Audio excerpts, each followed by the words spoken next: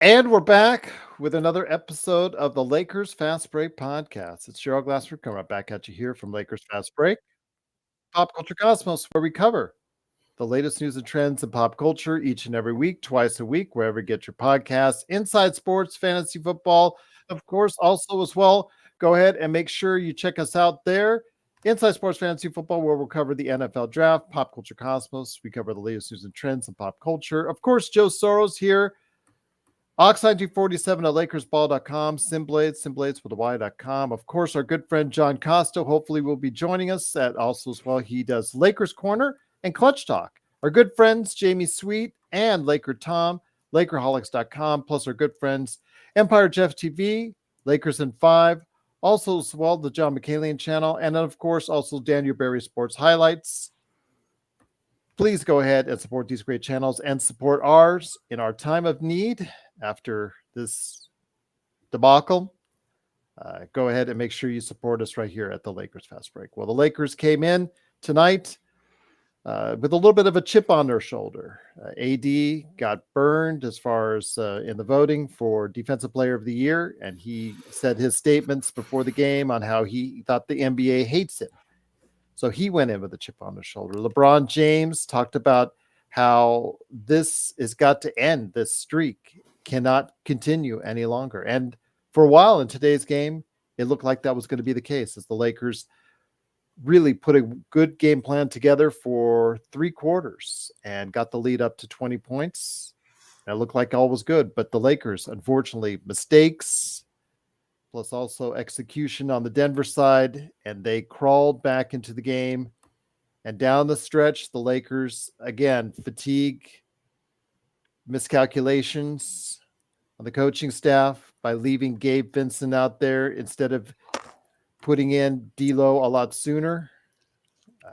Just simple things, mistakes, not executing down the stretch. We talked about earlier in the game where there was some missed bunnies by the Lakers, but loose layups, as we say, by both LeBron and Rui Hachimura. Little things, they do catch up to you. And unfortunately, they caught up to the Lakers as the Lakers in the last minute gave up a 4-point lead.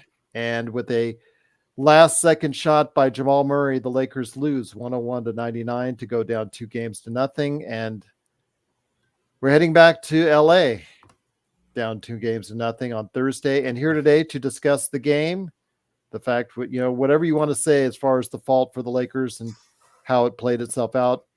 It is, of course, first off, the guy behind Simblades with a Y.com and Oxide 247 at LakersBall.com. It is Joe Soro. Joe, you were in and out of our coverage, and big shout out to Henry Hill, Sean, Laker Nick, and you for our coverage on playback.tv/Lakers Fast Break.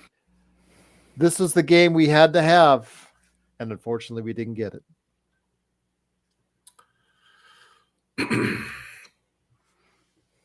There's too many mistakes in the game. It's unfortunate because I thought LeBron played his heart out, almost pretty much had them beat with what great players do. They muster one last effort. Sometimes he hit those 2 threes, and that should have been it. That should have carried everything, but unfortunately, no one else on the team seemed to help him carry it over. And it's just a combination of too many things. It goes back to the fractured part of the team.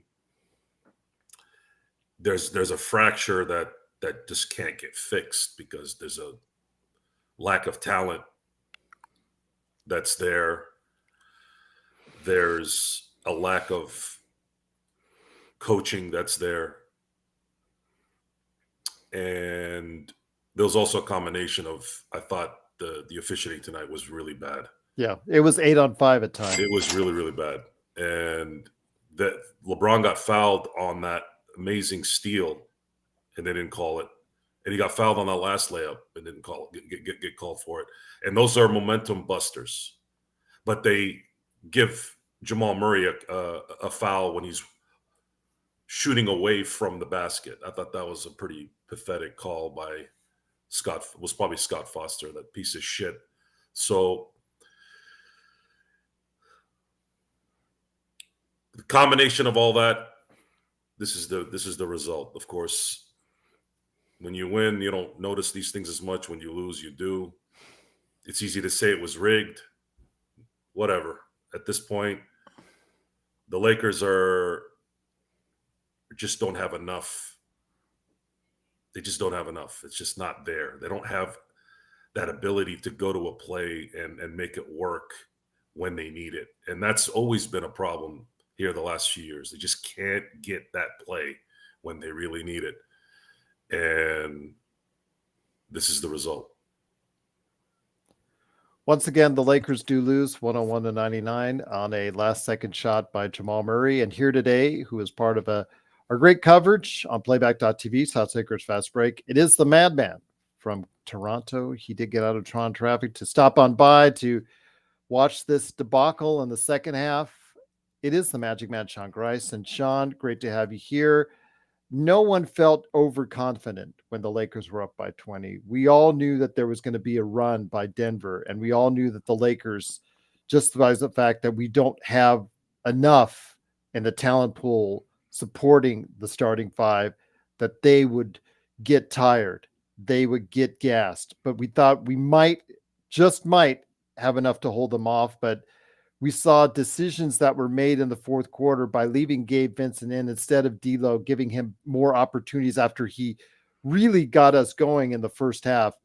Unfortunately, these calculations, the errors by the Lakers early in the game by missing Rui missed 2 layups. I think LeBron missed some layups as well. Yeah, it's just truly disappointing where you leave all these points on the table where you could have gotten it done. Yeah, Gerald, collectively, the Lakers missed 8 layups as a team. LeBron missed half of them. But yeah, you can't leave points on the board. And as far as there'll be time for dissecting exactly what happened.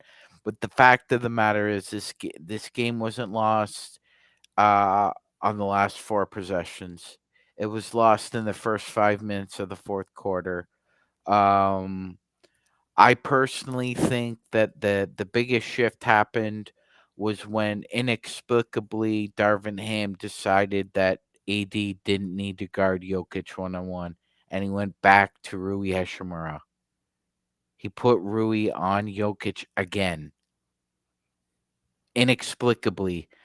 Aside from that, inserting Gabe Vincent into the game when D'Angelo Russell was on fire also made little to no sense to me. Gerald, normally we're on the opposite ends of these buzzer beaters. This is only the second time the Lakers have lost a buzzer beater in the playoffs, and the last one was in 1986. So it's been that long since the Lakers lost a game like this. I wrote in the comment section, it's half, 50% disheartening, 50% disgusting. And a third goes all around the table. Darvin Ham deserves a third of the blame. The players deserve a third of the blame. And just the ebbs and flow of not making adjustments on both the coaching staff and the players. As Joe was intimating, there's obviously a disconnect. There was they weren't clicking together from coaching staff to the players, and it's unfortunate because Austin Reeves hits a big 3, 68-48. You're up by 20. And then from that point forward, Gerald, the Lakers got outscored 53-31. And that was the difference.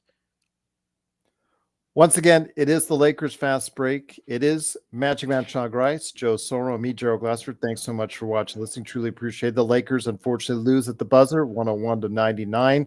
Lakers are now down 2-0 as they head back for a Thursday game in Los Angeles. Huge crowd tonight, over 160 at times already. Please go ahead and like and subscribe. Get the latest notifications on when we go live on the air with the latest Lakers Fast Break. Also here today, good man indeed. It is, of course, the man behind Lakers Corner and Clutch Talk. He is the president of the D'Angelo Russell fan club, who's got to be mad tonight that he wasn't in the game sooner.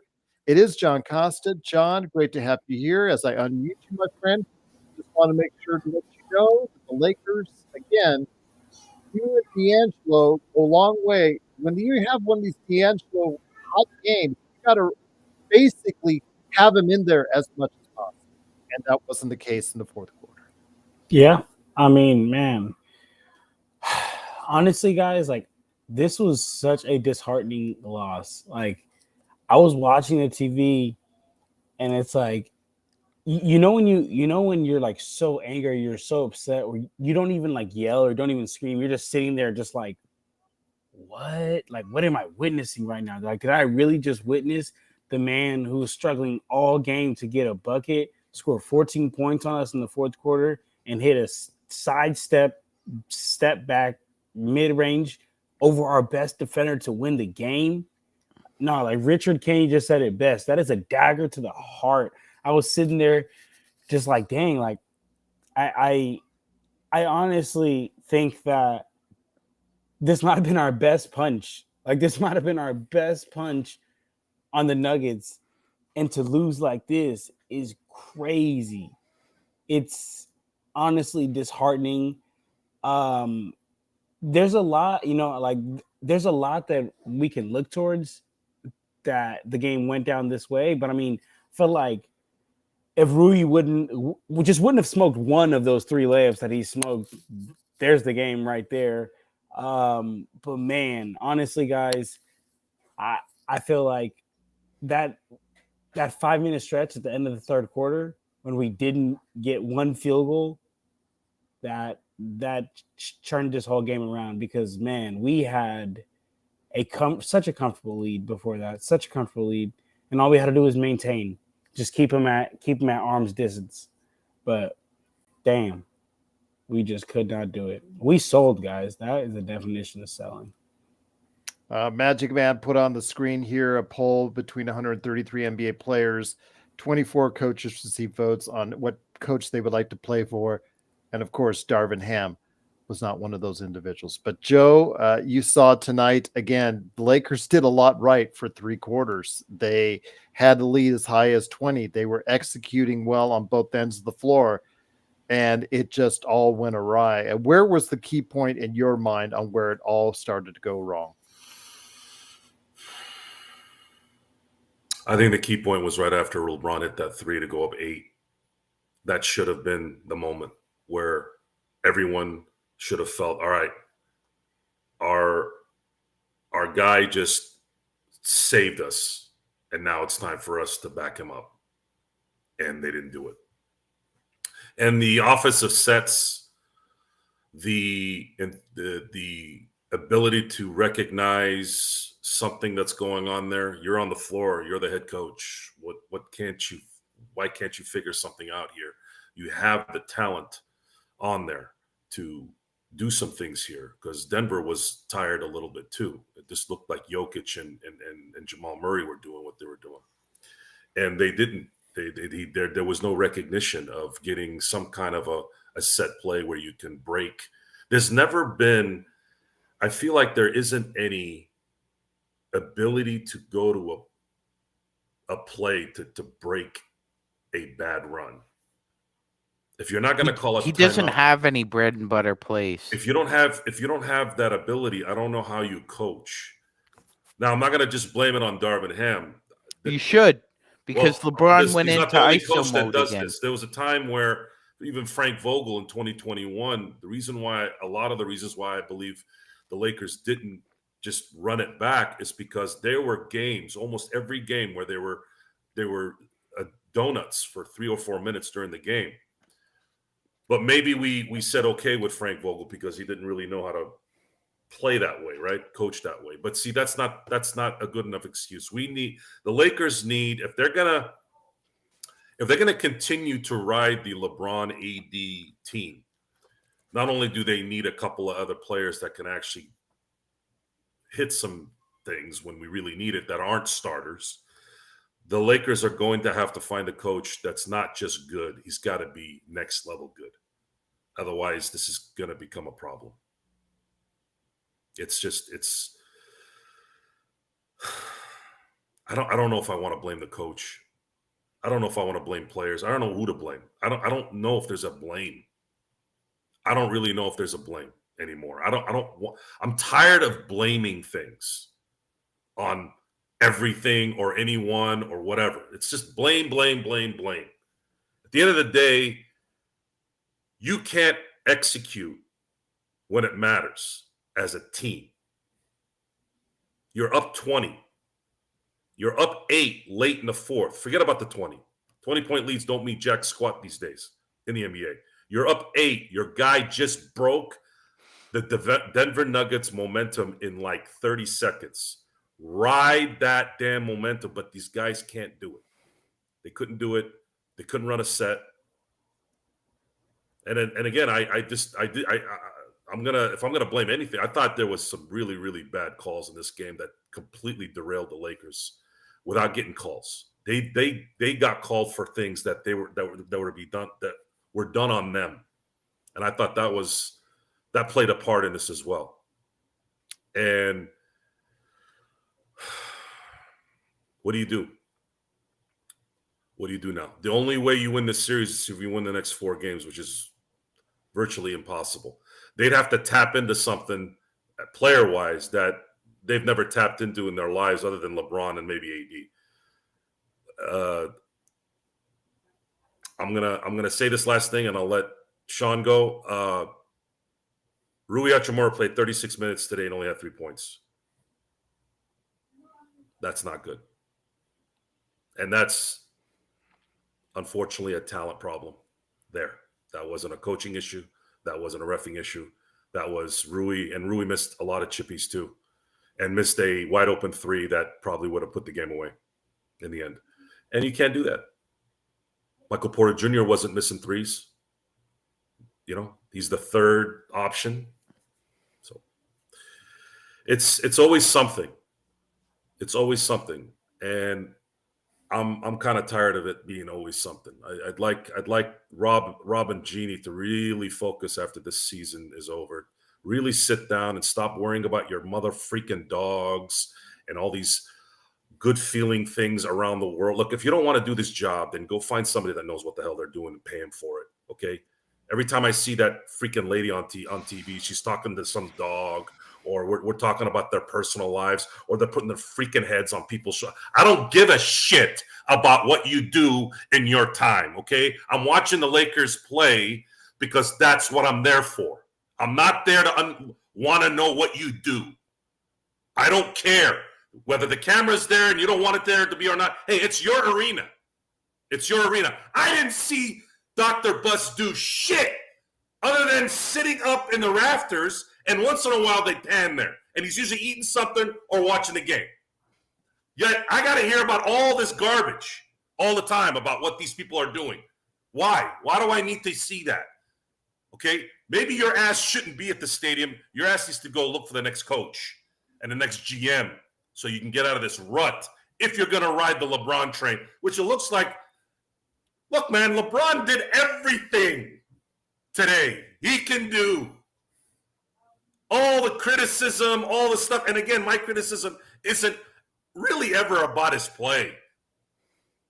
The guy has done everything he can. It's done. And all you LeBron haters, all this, he needs help.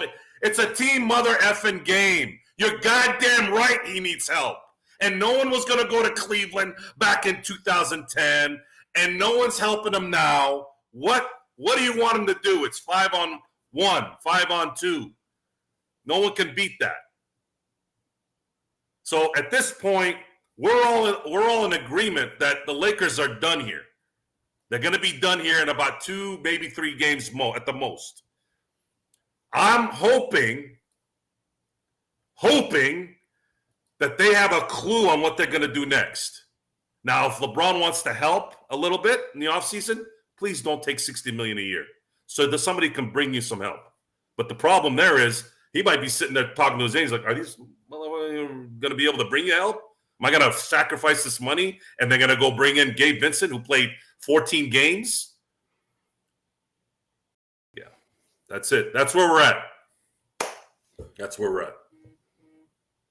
Once again, it is the Lakers fast break. The Lakers do lose 101-99. They head back to Los Angeles down 0-2. Next game is on Thursday. Sean, I know a lot of the fingers are going to be pointed in the direction of Austin Reeves for the way he could not execute in both games on the offensive side. 4-11, 1 of 5 from 3 for 9 points, but he played his ass off on the defensive end.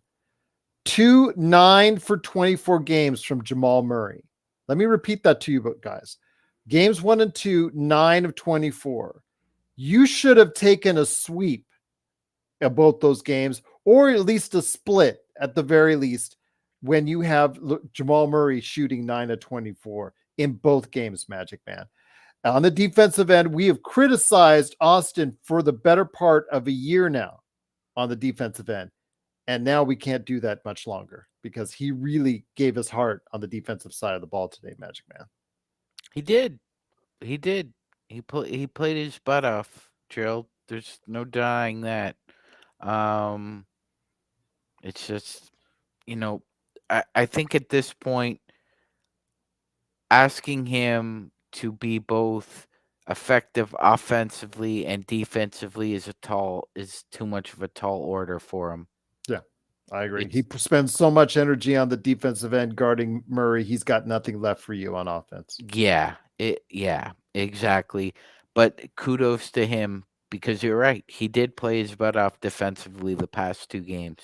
Mm-hmm. And quite frankly, holding the Denver Nuggets to 215 points in 2 home games is pretty damn impressive from a defensive effort. And you should at least have come out of that with a split. But you're not. You're coming down 0-2. And Gerald should be noted again, as Gerald has pointed out, ISO ball is the way to die in the NBA. And unfortunately, LeBron spent 3 out of the last 8 possessions playing ISO ball, Gerald. And to be fair, overall in the season, LeBron was 20th as an isolation player, wedged in between Jaren Jackson Jr. and Trae Young. And Trae Young missed a huge portion of the season. So to say that LeBron doesn't have it anymore as an isolation player, again, it's an understatement. There's a stat in basketball. It's very simplistic. It's called PPP, points per possession. Points per possession average is around 1. Now, this year, Gerald, according to Cleaning the Glass, in the half court, it's 0.95. That's been the average. So LeBron finished the season 0.95. He's an average ISO player. You got to have better offense than average against Denver, especially late in the game when you're trying to execute. And Joe alluded to it. Darvin Ham doesn't have any bread and butter plays down the stretch that you can go to.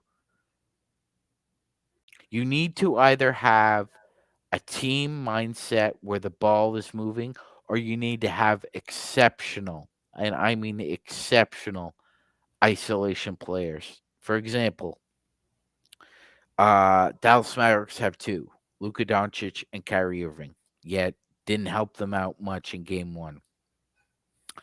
The OKC Thunder have an exceptional isolation player in Shai Gilgeous-Alexander. As Joe has said, 39 years old LeBron James needs help at this point. He can't do it by himself. And he's got the courage, but the flesh is weak, Gerald. The spirit is willing, but the gear isn't there anymore. And tonight was the perfect example of that. It was little by little that you saw the lead dissipate, and finally the air went out of that balloon and popped. And for all his gusto on the defensive end, like you said, Reeves is just he's a non-plus on the offensive end when he has to give it a go so hard defensively. And when you're not getting anything out of Rui Hashimura and you decide to isolate him on Nikola Jokic defensively, it raises questions. And it raises questions why you take out D'Angelo Russell for Gabe Vincent. And Spencer Dinwiddie has given us absolutely nothing the past week and a half, Gerald. He was very, very bad again. And it wouldn't surprise me at all if his butt is glued to the bench in Los Angeles, because I would just run the tank out of D'Angelo, Austin Reeves, and Gabe Vincent and live with that triad in the backcourt, because, dude, we outscored their backcourt by some miracle. We outscored their backcourt and we still lost. It's new ways to lose. Again, Gerald, we talked about it last year. The Lakers it seems that they found new ways to lose each and every night. And now it's 10 in a row, and we're starting to feel like the Buffalo Bills playing the New England Patriots. You just, for whatever reason, you can't seem to beat them.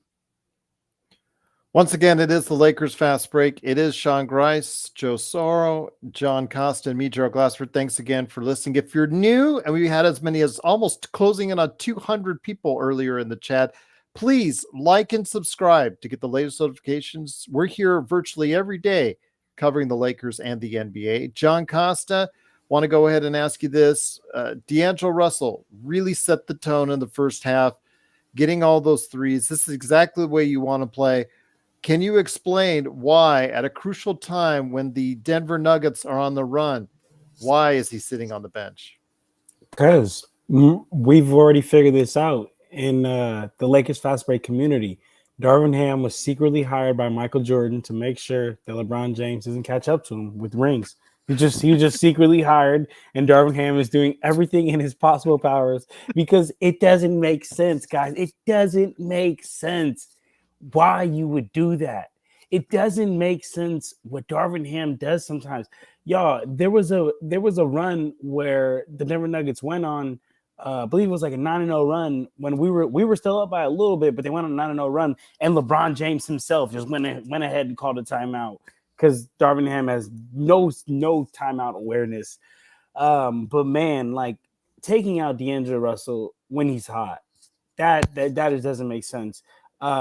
Taking out Anthony Davis, I understand that Anthony Davis had those 4 fouls, but it's like, yo, this is almost as big as a game 7 to us. Like, this is almost as big as a game 7 to us because, Joe, you said it best. You said we're not going to go and win 4 straight. It's just not going to happen. So we had to win this. This was virtually a game 7 for us. And honestly, I don't understand the coaching. I don't understand. Shout out Super Mario Hoops 24 in the chat.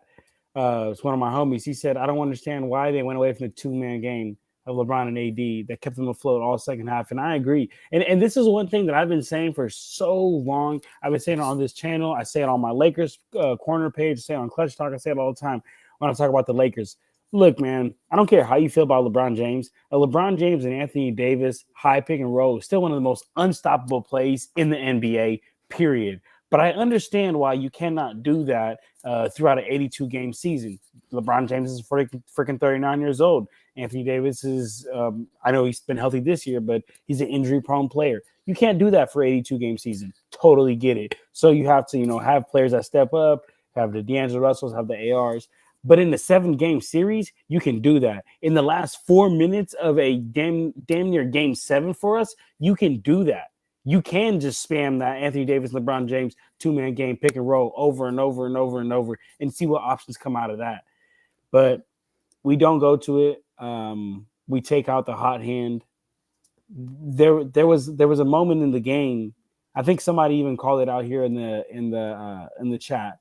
They said we had Vincent, Prince, and Dinwiddie in the game at the same time. Like, what? Like, in this must-win game 2 situation, that's who you're going to have out there. So, hey, man, the only thing I guess I could say is what off-season topics do you guys want to get into? Because let's just start looking forward to the off-season at this point. Well, we're here all year round. We're here during the season and after the season, whenever that may be. But Joe, I want to ask you this again. When you look at the stats, the Lakers 9-4 offensive rebounds in favor of Denver. The turnovers, when it comes right down to it, again, more turnovers than the Nuggets, executing not as well, 14-9, 14 turnovers to 9. These are crucial mistakes. You're giving them opportunities to get back in the game, Joe. And unfortunately, again, as long as they keep on doing that, plus missing those easy looks when you get them, these are the things that when you don't execute, the championship team is the one who gets the win. Yeah, just one of those turnovers not happening probably wins the game. Just one of those layups that you missed wins you the game. Just one more offensive rebound, one less offensive rebound for them wins you the game. I'm going to use Michael Jordan as an example, not because I'm talking about the greatest versus the greatest, right? It's if you look at the games in the 90s with him, you notice that almost every game was close when it mattered, and he came through. And all those were attributed to the fact that that team didn't make mistakes generally during the game all game. And when it came time to close it, you had someone who could close it. In this case, I saw 5 turnovers at the very least that were absolutely unnecessary, and too many missed layups. It's an accumulation of just bad basketball. This was the game to get Denver. They were not shooting well. They looked tired. They didn't win this game. The Lakers gave it to them. This one, the Lakers gave it to them. The Lakers should have won this after LeBron hit those 2 threes. I thought that was it. I thought, okay, good. LeBron got him here. Let's get him some rest for game 3 and make sure you don't do this again. But guys, it's just not, guys, the roster's not going to work and the coaching's not going to work. It's just not going to work. I'm sorry. It's not going to work. My dread right now is this organization capable of finding the right people next year? Are we going to do this again? Is the question now. That's what I'm worried about. I'm not worried about right now. You're all going to have to start getting ready to cheer for the Denver Nuggets, by the way. This series ends. Whenever it ends, you're going to have to cheer for the Denver Nuggets because that's what Denver gets. Well, you better hope they take out the green turds. Otherwise, we're screwed much worse than what we're screwed right now. Because if this team doesn't get to the finals to beat them, then Minnesota ain't doing it. Oklahoma City ain't doing it. Just know that. And Clippers ain't going to make it. So, and even that, I don't think they're good enough. So you all better hope that they stay healthy and beat the green guys. Otherwise, this thing is going to be worse in 2.5 months. And that's a fact. And that's what that's what I'm worried about. This whole being positive and being a Laker fan, and if we get game 2 and all that, sure, we want to get that mindset in and create the existence of it. And it was really close tonight. But what does close mean in sports? It means dick. Close don't mean anything. Okay, you win a race, 1/10 of a second. You won the race. It doesn't matter. Oh well, I was 1/10 away from. No, you lost. He won. Denver won tonight, and they played like turds, and you still lost. And you lost because you have massive deficiencies in important areas of basketball. How are you going to fix that, Lakers organization? Are you going to go play with puppies? You're going to go play with puppies and take pictures with puppies like every other schlep? or are you going to start running an organization here? Because if you're not going to run an organization and you need to be all real, right? Be all real with everybody. That's why people do that. That's why these celebrities do this stuff, to relate. We don't relate to you. We don't want to relate to you. Actually, I don't. I'm kind of lost, Gerald. I have to admit wanna to me, relate I'm to kind you. of lost. He's Okay. going back on his genie bus thing. Yeah, I This- don't. this What's is with the where it whole starts. puppies thing? Who's in What's with the charge puppies? of this team? Who's in charge of this team? Why is this team constructed Why the do way you it keep is? bringing up puppies? It's just an example. Okay, all right.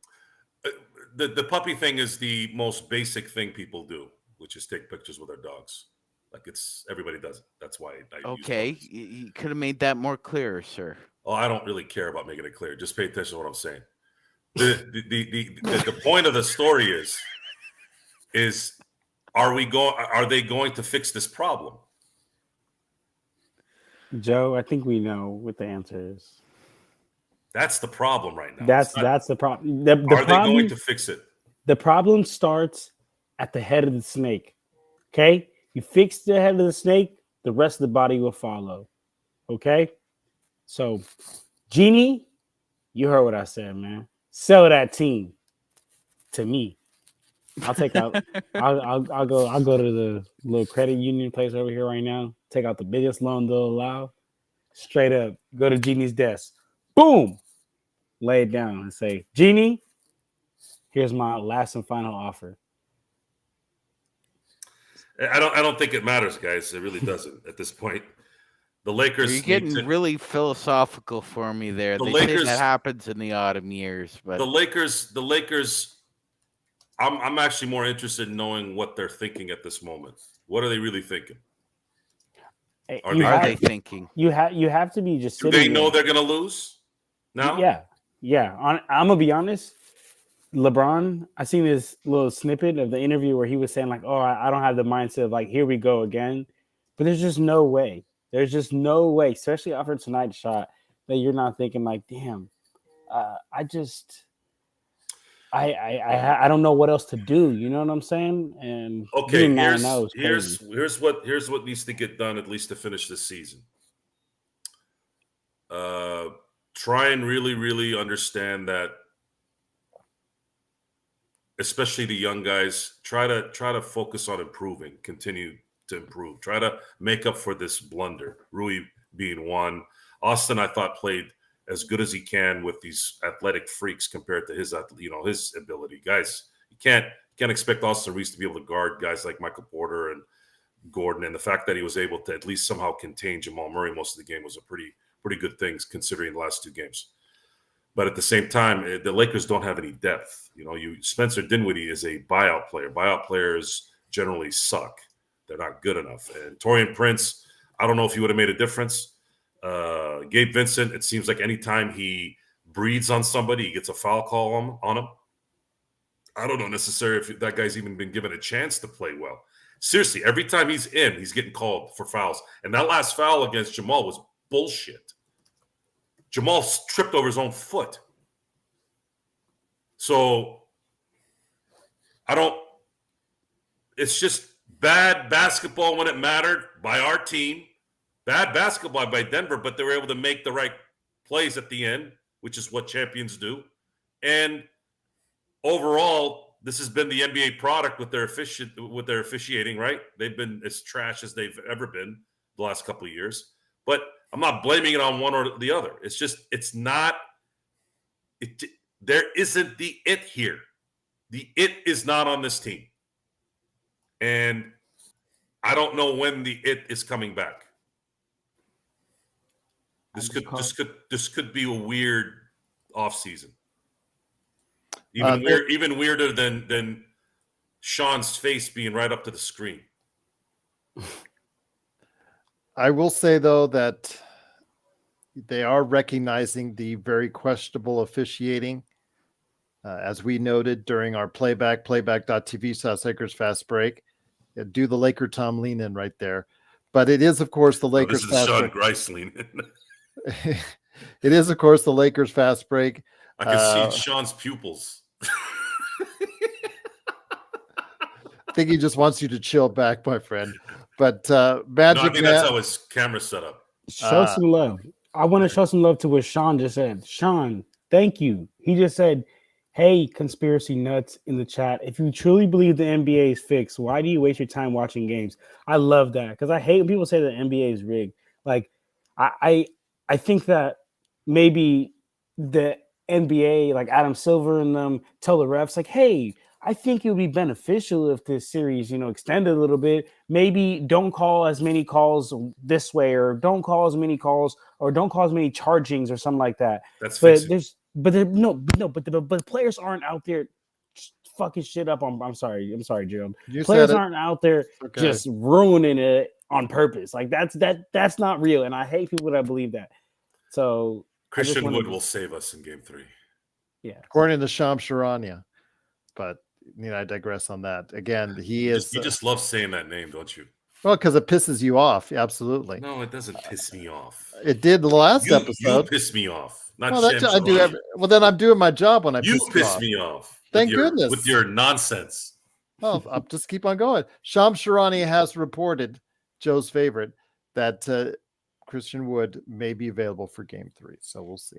Vando is still Vando. Last time we saw him, he's still in a boot. So good luck on that one. I'm Irish. We don't say nonsense. We say bullocks. Well, Sean, as someone who does like pro wrestling, I must still like watching the Lakers as well. But once again, it is the Lakers. They do lose 101 to 99. John, I'm going to hit it back to you, my friend. Again, the execution down the stretch. Oh, we keeping you up, Joe? He's talking trash to you always. Dude, you guys want to really talk shit? You want to bury you right now? I'm not in the mood. Yeah, John, of course you're not. Sham Sharani I'm your John Huckleberry. reported that. Shit.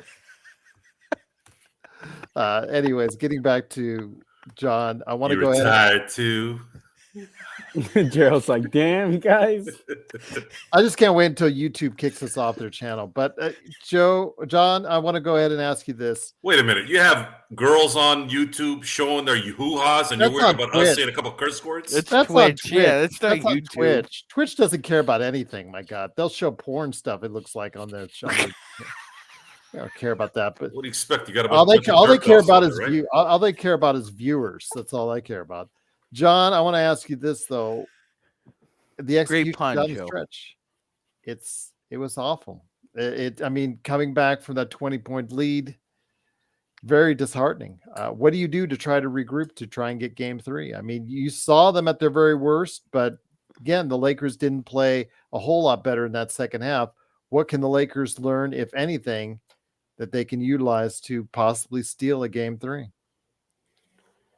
Man, what we have to utilize is, if there's any way of like eliminating or like taking out Darvin Ham right now, that would be the number one. That would be the number one way to go. No, I'm just kidding. No, but seriously though, guys, what we need to do for this next game is get away. Like, I don't even want to see one possession of the whole cross matching where they have Rui on Jokic and have AD as that roaming defender. What's crazy is I actually even said on my channel, on my Lakers Corner page, I dropped a series preview video, and I was like, watch, the Lakers are going to try to cross match with Jokic by putting AD on Aaron Gordon, or putting AD just as a secondary defender, and it's not going to work because Nuggets are just going to take absolute advantage of that.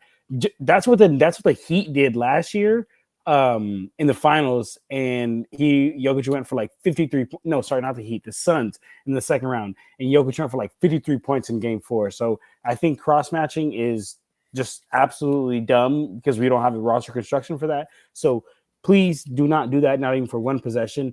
Play Anthony Davis and Jokic man to man, one on one, straight up. You just want your best player guarding the other team's best player sometimes, especially your best defender. I know the NBA often tries to just overcomplicate things, because I feel like analytics and all these like nut jobs, like they just get so in the game, and they're like, oh, cross matching and doing this and doing that. But no, I mean, for what we have, and our roster construction, the best way to guard Nikola Jokic is going one-on-one. He's going to torch the rest of the league. I mean, that Kaylee, AD outscored him tonight, John. AD won the points battle. He did. But I'm talking about on he the didn't even defensive end, score in the fourth quarter, Gerald, which is insane. But what I'm talking about is on the defensive end, and that I gotta address that Kaylee or Dre. Okay, at the fourth quarter, yes, he did. But you're forgetting, Callie, what happened in the first three quarters when AD was owning Jokic in the paint. That's what I'm saying. And it's like we have to accept. I hate people that like just don't understand basketball and think you can like shut down these players. You can't shut down these guys. These guys are still going to get off. They're going to get off. You just can't stop them. All you got to do is find a way to just say, hey, you know what? And instead of you doing this, how about you do this instead? And that's what we were able to do with Jokic for, I would say, a half. I wouldn't even say 3/4. I'd say a half until they got off. But to answer your question, though, Gerald, what we need to do is continue that Anthony Davis and Jokic one-on-one matchup. I don't care how much it's going to take out of Anthony Davis. I don't care how much tired he's going to get. I don't care what it is. There's no other matchup that we have, especially roster construction wise. And what we also need to do is we need to continue to hit threes. If we're not, I believe in this game we hit. We shot 43%. Yeah, it's the only real positive stat I can give you, John. Exactly. And yeah, we hit 13 and the Nuggets hit 8. That has to happen every game for us to have a chance. I'm not gonna lie. And it's so frustrating because I'm basically now saying that for us to have a chance, it's gonna rely on getting lucky that the Denver Nuggets are missing instead of making their shots, to be honest with you. Because not only do we have to hit, but we have to hope that they're having an off day like they did today. They shot 8 for 34 today. I will not put my money on the fact that they'll do that again for the next game. So, long answer short, Gerald, continue the AD and Jokic one-on-one matchup, and shoot, we better be in the gym and getting up shots every single night from now until game 3. Magic Man, let me bring it to you, my friend. Once again, the Lakers do lose 101-99. They head back to Los Angeles down 2-0. It is the Lakers fast break. Magic Man, 10 less shots for the Lakers. They got outscored at the free throw line, which is their game. And they got outshot at the free throw line and basically they shot better than the Lakers at the free throw line. They got the offensive rebounds in favor of the Denver Nuggets, the turnovers in favor of the Denver Nuggets. So, yeah, it basically was in every statistic outside of the efficiency from behind the arc in favor of the Nuggets. And again, the Lakers, credit to them, they had that 20-point lead, but you've got to worry about what happened when the Lakers start to run out of gas. They just don't have enough horses to get it done. No, they do not, Gerald. And Callie, to quote Kevin Samuels, you're out of your French toast mind talking about Jokic had AD on skates. We'll just leave it at that. I just wonder where he was the first 3 quarters when AD had Jokic on skates, and he just. Mm-hmm. But then again, and by the way, the game turned upside down as soon as Joker saw that he could take advantage of Rui at the elbow, and not a 6'10" pogo stick who was keeping him in check and out of the paint. Well, it started at near the end of the third quarter when they started whittling away the lead and the substitution pattern came. And like you said earlier in the show, they had 3 of their very poor performing bench players on at the same time. Earlier in the first half, Hayes was out there absolutely useless. I think the word stiff, best represents what he did out there. Basically, where was that play with Porter? Made him look like an idiot out there on the court where he's where was he going? Oh, he's already slamming the ball and taking it to the basket. Yeah, absolutely. Just Hayes was absolutely terrible. He has no defensive awareness at all. at all. Never had it all season. I've said it and I will continue to say it. He's terrible. And he's a rim protector that doesn't protect the rim. He does nothing for you defensively. And we saw that today, Magic Man. Just you have a terrible bench when your bench, the best guy off your bench is named Torian Prince. You're in a lot of trouble. Yes, and that's no disrespect to Torian Prince because Torian has Well, we've been disrespecting him a lot. any less than 28 minutes a game, and he's very productive, Gerald. We have to give him that. But yes, we have been. That being said, Gerald, it's true. The bench is atrocious, terrible, very bad, no good. The bench that gave us 6 points as a unit today. Mm-hmm. Spencer Dinwiddie, Jackson Hayes, Gabe Vincent. Just one wet fart after another coming off that bench, Gerald, other than Torian Prince. I love that, Sean. He said one wet fart after it. Yeah, I mean, Gerald, we talked about it. I mean, these are two of the 4 worst benches in the NBA. I would say, they'll probably put the Wizards and the Raptors up there, and then you have the Nuggets and the Lakers, and the Lakers still couldn't take advantage of a piss poor Denver Nuggets bench, even up 20. You couldn't get a damn sight of production from somebody other than Torian Prince. And you're right. Other than the 3-point shooting, Gerald, all the bad habits reared their ugly head. During that 53 to 31 stretch, Lakers got killed on the boards. We got killed as far as, turnover to assist ratio. That was terrible. That was actually in the negative. We had more turnovers than assists. No. Here we go again. We got another individual that comes here, says we don't blame LeBron when we watch our show, the channel, all year long, Super Zeke. Give us a break. LeBron didn't execute down the stretch after that 3-pointer. He missed a shot. Yes, absolutely. He had his turnovers today. Not too many, only 2, but he did make mistakes down the stretch, just like the rest of the team did. They put him in the point guard position, had him running the point in the second half.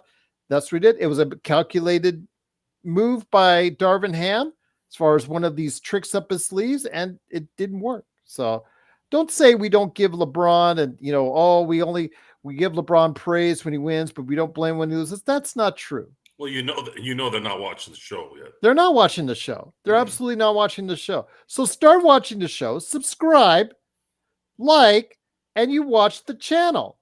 Then you'll go, oh, I'm sorry, guys. I was wrong. That's what you'll be saying in the chat because you are. And Gerald, you could spelled who's wrong, Ghost. If you're going to smack people with your trolling, at least spell it right. Yes, please. I mean, come on, use your brain. You were born in 1980, I'm assuming. You're old enough. You're 40. You're 44 and trolling on the internet. Well, Callie's been kind of adolescent, don't you think? 44 years old. Callie has his Who's your daddy? Who's your daddy? Kelly has his cap. Is that making you feel good? 44 years old, going online, talking to a bunch of people you don't know. Kelly has his caps lock on. His caps lock is on and has stayed on throughout the chat. Who's your daddy? Our team has 17 championships. Some keyboard warriors. That's what it is. It's some keyboard warriors. We understand that means you're shouting. Yes, that's great. But, for the sake of your keyboard, you may want to take the caps lock off every now and then. Just a little hint there. But we are glad to have you here. We're glad to have everyone here. It's a good crowd tonight. Yeah, you don't need to be a combination of Skip Bayless and Donald Trump, and you leave the caps lock on. I resent that insult, Sean. I'm fabulous. The show's fabulous. You're fabulous. But it is the nightcap with Joe Soro. We've gone into now. He's already started. Hey, man, the only one crying is you, 44-year-old man trolling. I'm just saying, I don't go around other shows going, who's your daddy? Who's your daddy? And now, spell it wrong, too. Now, Super Zeke, you do make a good point. You should have taken it to AD. Obviously, that's what what's his name was saying about AD getting dominated in the fourth quarter. We do forget AD for stretches at a time. We've said this on the show. They do forget AD. AD will have a great three quarters, and then they'll just forget he exists on the planet on the offensive side of the ball for when in crunch time. We've seen it before. But that's why you need a coach to point that out. You need a good coach to point that out. Go ahead, Gerald, we've talked about this previously. If you don't call for it, I'm not going to give it to you either. And that's on AD. Yeah. That's on AD. If you want the ball in the post, then you got to demand it. In the timeouts, you got to go ahead and yell at your guys. Or if there's a free throw or side out, yell at your guys. Hey, get me the damn ball. Yep. You think Jordan was quiet and sat back and nope. Sometimes Michael Jordan and Charles Barkley would take 5-second violations in the post, Gerald, if they weren't getting the ball, just to make a point to their other teammates. Give me the ball. And D'Lo, again, would you, after LeBron hit that three for the rest of the game, maybe utilize D'Lo a little bit more in the offense in the crunch time as well? Maybe, because as it gets closer to the end of the game, how gassed is LeBron? How much can he give you? How much is there left in the tank for LeBron? You're always worried about that now. But again, it's, these are all questions that just don't seemingly get answered. Why do they always go to iso ball and rely on it so heavily? These questions we are always asking ourselves, guys, each and every time out. If you join us on this show, if you join us on this channel, we are making sure that we give everyone that deserves credit the credit, and when they deserve blame, we give them the blame. We're called LeBron haters and LeBron stans all at the same time. So as Joe always says, that must mean we must be doing something right.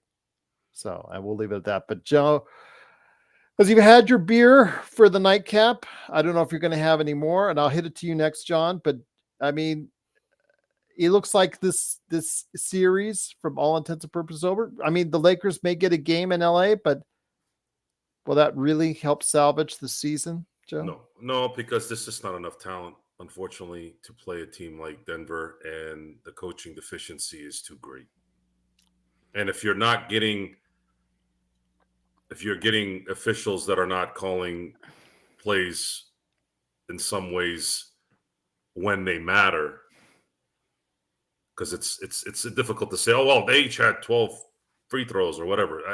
It's a matter of when they call the timeouts. I'm sorry, the fouls, not how many fouls they call. So if you have a team, I remember when we were playing Golden State the last time we beat them, they were bitching and whining about how they didn't get any calls. I'm like, assholes, you shot 45 three-pointers. How are you going to get a foul call when you're shooting back 45 times? And Steve Kerr was on that boat too. Like, what do you want? Like, hello? Did you watch the game? So it's not a championship team, folks. If they were going to make it, it would have had to have been unprecedented. And in the NBA, even with all the new rules and the new way of playing basketball and more talented mid players more than ever before, there's only been one 6 seed that's won a championship. Just a 6 seed once in 94. So expecting a 7 or an 8 to win it all, it's very unlikely, folks. It's going to be, as barring injury, it's looking like it's going to be Denver and Boston, and it might work out in the end for Lakers people, because Denver is the only team in my eyes that can beat the Celtics at this point. There might be a choke job in the East because they're notorious for that. But I'm gonna take a wild guess that I think Boston can probably find themselves out of the East this year. But we need Denver to be there to beat them. Otherwise, number 18 will go there, and this year will become even worse than what it already is. Yo, guys, I love this community, and that Ghost 1980 guy just sounds like a stupid troll, to be honest with you. Brother, Let me say this, John. Okay, Go ahead. folks, you have to understand something here. Okay, this is very Don't important. troll the troll master here. Very important. Okay, I eat You'll be trolls for sorry. breakfast, lunch, brunch, and dinner. Don't worry about it. Okay, and this is going to happen more and more as the show becomes popular. It's going to be 10 of these cockroaches, and I'm good at killing cockroaches too. So if you guys want to be entertained, you want to watch trolls yap. I mean, again, the guy's 44 years old and arguing online. I mean, the guy's already got a lousy life. So what do you From want his him to do? mother's basement, I'm assuming. I don't know where he is these days. You know, most 30, 40-year-olds don't own a home. Sorry for those who don't own a home. I'm just saying that's the way it is right now. And you know, the last thing I'm gonna get hurt by is some guy that's 2 years younger than me, yapping like a child. And that's the other problem is most of these 40-year-olds are children. Child. I mean, come on, guys. Yeah, no, Guys, honestly, you gotta I just grow up. and I'm gonna be honest, like, man, you know, I gotta get used to the whole, you know, social media or just, I guess, you know, content creation business, because I know bro would not say none of this if he wasn't behind that little keyboard. But it is what it is, man. It is what it is. In real life, he would never say He this. would say not a thing he wouldn't say. And Joe, Ooh. especially to Joe, because Joe, I'm as I said during playback, I'm 6'2", 220, and Joe towers over me. It's impressive how bright and witty some people are, right? I'm going to give the online people out there some credit too. There's some funny people out there behind the keyboard. The problem is a lot of times we forget about them because of the nitwits who just go around with one hand on the keyboard and the other up their rear end and think that they're going to be goofy and funny and not get called out. And that's the other problem, guys. People get hurt and their feelings get hurt. I don't have feelings to get hurt. I actually enjoy the excitement of a clowning and me playing John Candy and Uncle Buck and popping that clown in the face virtually, of course. I'm probably not going to do it physically because I don't got time to get sued and go to the, you know, cops and deal with all that crap. But, you know, if you want to play games online, you want to be a tough guy online, well, be careful be careful what you wish for. But anyways, the Lakers right now would have to muster an unprecedented run here. There's a 2% chance of that happening. So we're going to sit here for the next few days, talk about it, and hope that they go to practice maybe tomorrow, the next day, and go, guys, we are never going to lose a game again like this. And then they win 4 straight, and they shock the world, and then go from there, right? Hey, Well, one of the John. things I want to ask, well, let me ask you this, John, because this was noted during the playback in that last minute. You know, we thought Henry Hill was on with us with Courtside Lakers on playback, and he had noted that he was pretty sure that the refs were going to let this play out. And unfortunately, it was a slight maybe touch on Jamal Murray, and it really wasn't a foul. Compared to what it was done on the other side on LeBron, it wasn't a foul. But then again, all right, you're going to call it. But, you know, he had thought that the refs were going to let this play itself out on the court. And unless it was just a really hard foul on either end, the refs weren't going to call anything. But they did. And I think that was probably one of the turning points. That gave them a free option. That gave them free throws. And that gave them a chance to go ahead and win the game by doing that. And I thought that was a very I think the refs in that last minute should stay out of the ball game as much as they can outside of any vicious fouls or hard fouls and whatnot. But that touch foul on Murray, I think, was also a key in that last minute, John. Yeah, no, absolutely. That touch foul was not a foul. And while we're on the topic, do want to show some love to Josh Briggs, who in the chat here, he said, "Stop complaining about the officiating. We've had the biggest free throw differential for the last 2 seasons." And we have. But real quick, what did we literally just say right now? Joe just mentioned it. we, for the last 2 seasons, also have probably been top of the league for points in the paint. Guess what? If I'm in the paint and there's a whole bunch, just 3-4 you guys jumping all over my back, my side, my front, most likely I'm gonna get more foul calls than the rest of the teams in the league getting up 50 to 63 pointers in the game. So yeah, it's true. You're right. We have had the biggest foul differential, but it isn't because we're like, oh, come on, we're the Lakers, just give us fouls. Like, no, we're taking the ball inside, so we're getting fouled. So there's context to that. So I just wanted to say that. But as far as what you were mentioning, Gerald, yeah, I mean that was not a foul at all, and there's so many possessions that I feel like the refs screw up that I feel like we have to just understand that's going to be the constant. The refs are going to fudge something up. It's just where and when. And let's try to not put this game in the hands of the refs, because if it's like that, we know Lakers. Because I know that there's some calls that maybe went against Denver in the same way, that they probably feel the same way. Look. I'm gonna say something that I've said so many times. Man, it's a hard job to be a ref. It is that is not an easy job. People kill these guys, like they ridicule these guys, and they give these guys such a hard time. It is not an easy job.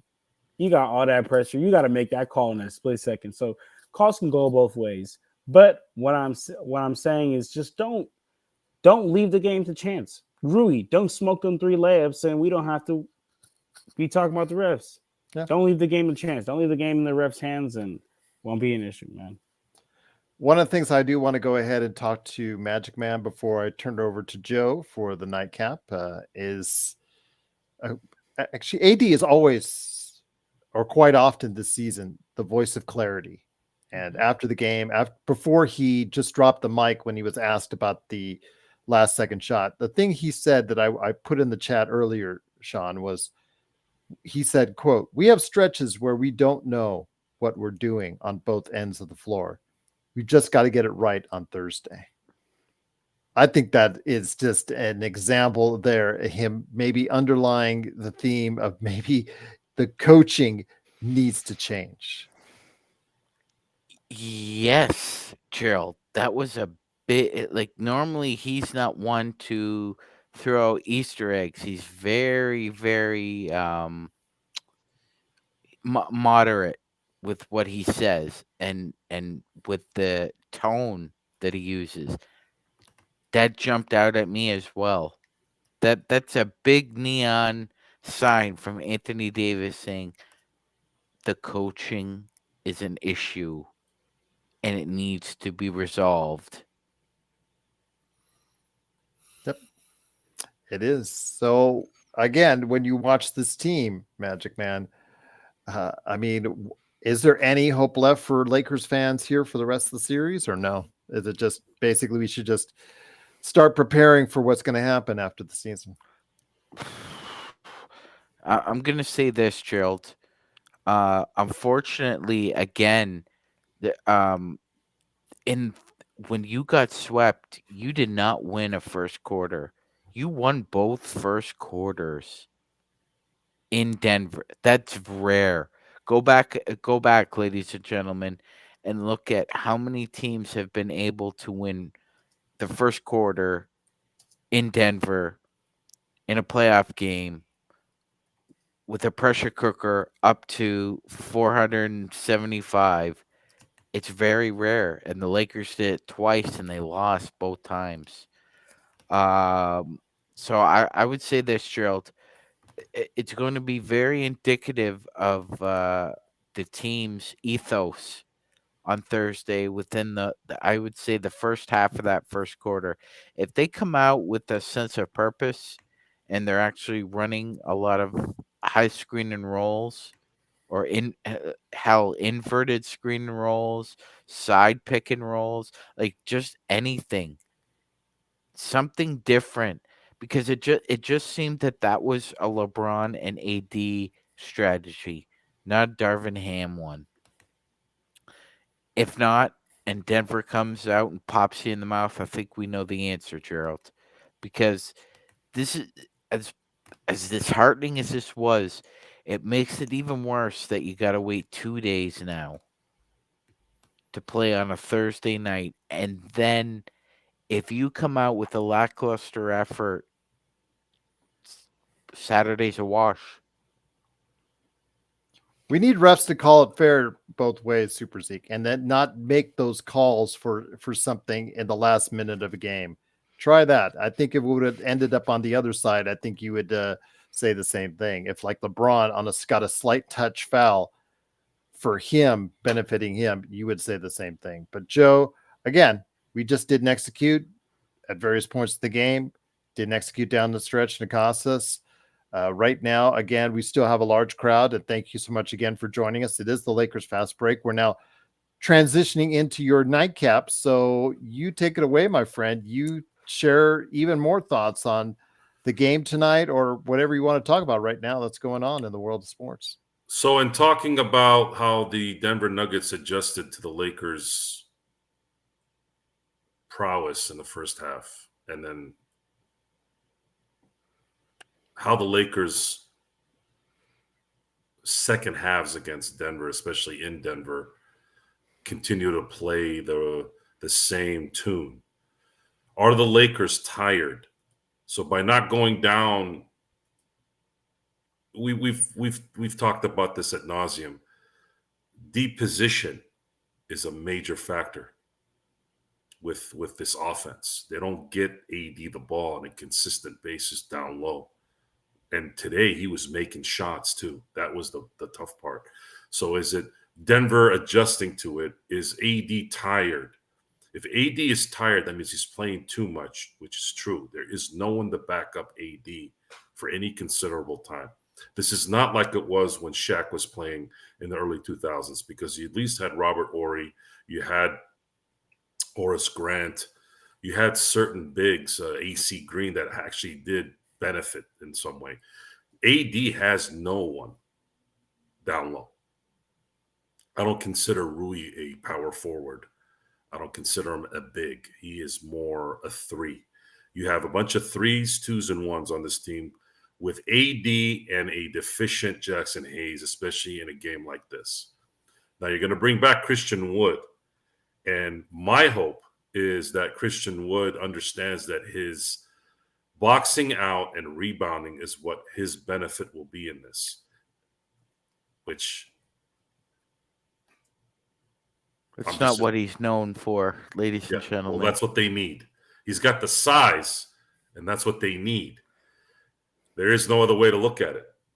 If he's going to stand at the three-point line and leave things open, you wonder why Jokic seems to be great when he is great at the end of the games, because he doesn't really play defense. He doesn't have to play 2 and 3 guys like AD does. AD is one of the few two-way players, and the reward that the NBA gave him just a few days ago is that we don't value your defense, even though you guard your guards as well with that.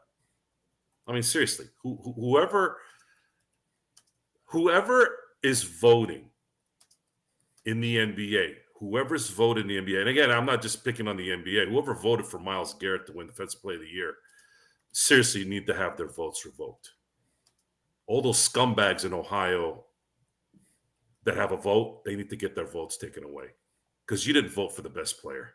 You voted for your guy, a guy that I've watched suck ass 90% of the time in his career when it mattered.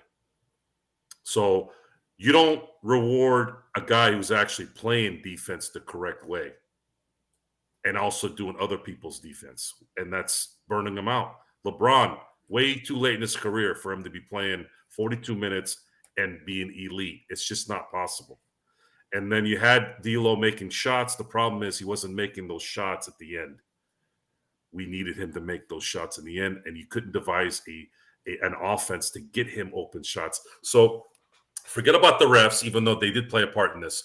For those of you who are arguing against it, saying how much do you need, that's an ignorant comment. I'm talking about plays that were fouls, okay? I'm not talking about needing help, okay? LeBron got fouled twice on those 2 layups at the end of the game. and there were no calls. Jamal Murray got a call, running away from the basket.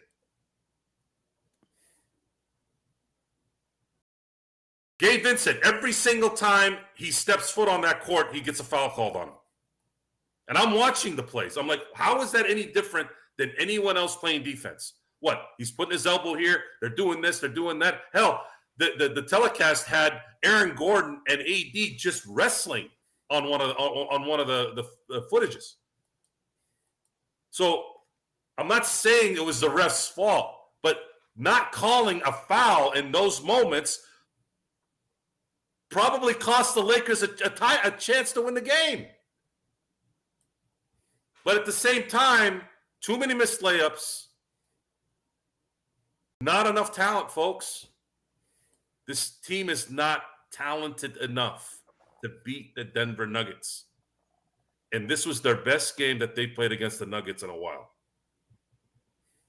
They killed themselves on defense. They held them to 101 at home. When have you seen 101 99 in an NBA game?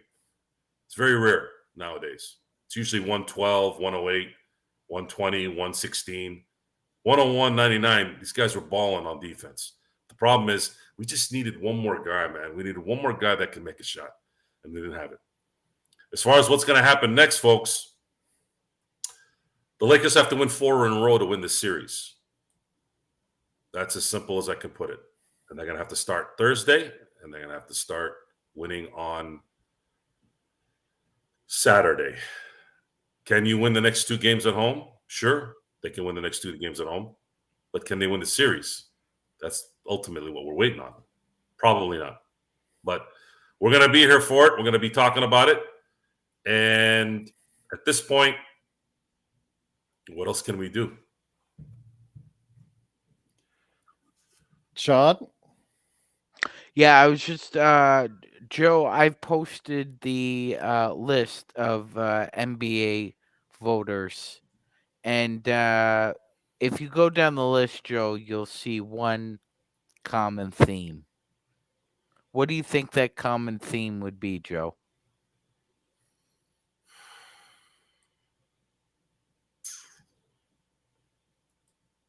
East Coast voters? Yes. Knew you were going to say that. Yep. Yes, particularly in the Northeast. Ryan Russillo, Boston. John Schumann, Boston. Bill Simmons, Boston.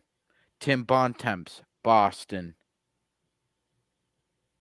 Chris Mannix, Boston. Vince Goodwill, Boston. You go down the list. It's a lot of Northeast people who don't stay up and watch West Coast games, which is where the majority of the greatness that we see in the NBA is played is on the West Coast. So that only confirms why the Defensive Player of the Year is generally someone who wins the rebounding and block titles. Because these East Coast voters basically look at the stat sheets from the night before. Here's what we're going to be known for one day, folks. And I'm going to be the catalyst here. I am going to call out this kind of stuff, the stuff that matters. And this is where players are going to be backing us up on top of it. The fact that you have the majority of the voters in the Northeast, let alone the East, is already bad enough. Because Kobe Bryant and Shaquille O'Neal have won MVP. How do you allow this to happen? How do you allow this to happen? Was it because David Stern's an East Coast guy too? He didn't give a shit? Adam Silver's a New York guy too, right? Mm-hmm. And it's insignificant, right? It's insignificant. Joe, what are you worried about awards? I'm like, I'm not worried about awards. It's just like TJ Watt said. He goes, there's greatness. There's a level that as a professional you want to get to. And he's been, at the very least, screwed out of 2 Defensive Player of the Year awards. How does his legacy change when it says 3 versus 1? A lot. Anthony Davis is the best defensive player of the last decade. and he has no Defensive Player of the Year awards. And the year he dominated, he was a distant second. Not close, distant second. And let's not forget, Joe, that in his rookie year, he didn't receive one first place vote. Damian Lillard received them all. It's time to campaign for these guys to get their votes revoked. It's time. There needs to be an even distribution of voters. Somebody that actually watches the Laker games. No one gives a damn about East Coast basketball. Really. Who's won championships the last decade? No one's cared about the Northeast. Who's won the last 10 championships? Sean, let me just butt in here real quick. LeBron, after the game with his press comments, his comments on the officiating. I don't understand what's going on in the replay center, to be honest. D'Lo clearly gets hit in the face on a drive. What the F do we have to replay center for if it's going to go like that? It doesn't make sense to me. It makes no sense to me, and it bothers me. That S like, and less. And then I just said what's happening with the Sixers Knicks game too. Like, what are we doing? It's effing stupid. So yeah, he's dropping the expletives. Good for him. Good for him. He's got every right to do it. Again, for those of you who think we're blaming the refs, well, when you don't make the right call, yeah, you're going to blame the refs, especially in a crucial game like this. One bad call like that. What I don't understand is it's just like the holding call in the NFL. It's a holding call sometimes, and sometimes it's not. Are you going to make up your mind? But this is different, though. Still, you got replay. You guys you've wasted our life during the year with these replays, and yet you have it right there, and you still don't call it what you called 2 weeks ago, a week ago, yesterday. So what is it? D'Lo got hit in the face. How many games did we watch this year when someone got hit in the face, it was a flagrant foul one? But a touch foul. But a touch gets a foul on the other end. See, unfortunately, when Rudy Gobert made his comments about the NBA officiating, Gerald, he got fined, and that was the big story.